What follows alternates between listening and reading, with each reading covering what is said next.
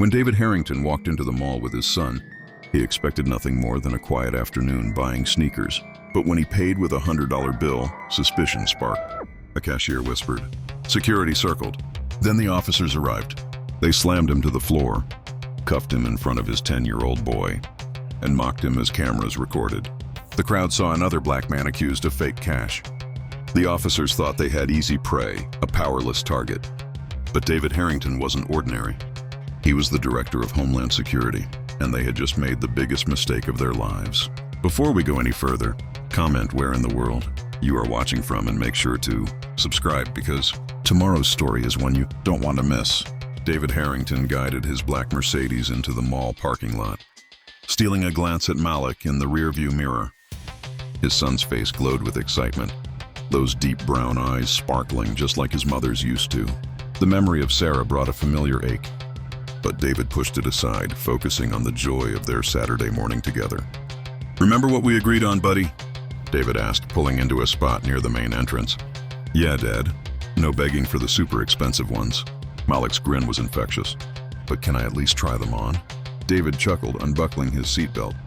Of course, you can try them on. That's how we make sure they fit right. He stepped out of the car, his tall frame unfolding, with the natural grace of someone used to commanding respect.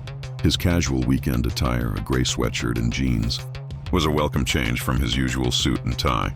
Race you to the door, Malik called out, already sprinting across the parking lot. Hey, wait up! David lengthened his stride to catch up, but deliberately stayed a step behind.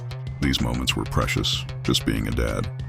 No thoughts of national security briefings or threat assessments. Inside the mall, the Saturday morning crowd was starting to build. The air conditioning hummed, mixing with the buzz of conversation and the faint music from overhead speakers. They passed a pretzel stand and David caught Malik eyeing it hopefully. Maybe after we get the shoes, David said, placing a gentle hand on his son's shoulder. Let's focus on the mission at hand. Just like one of your operations, right, Dad? Something like that. David smiled, remembering how Malik loved hearing sanitized versions of his field training stories. Except this time the target is the perfect pair of sneakers.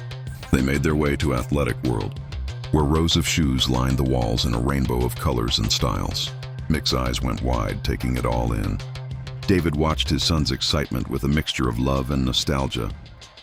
He remembered being Malik's age when new shoes were a rare luxury his own parents could barely afford.